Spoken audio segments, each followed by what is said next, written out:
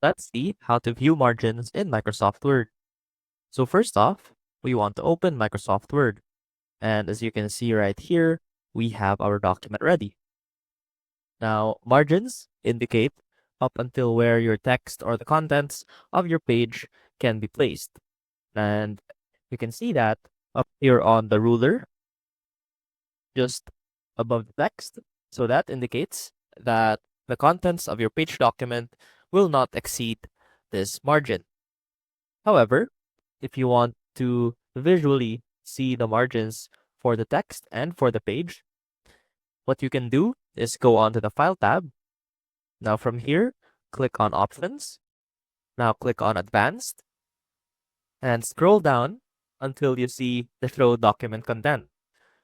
And right here, simply check the Show Text Boundaries and click OK.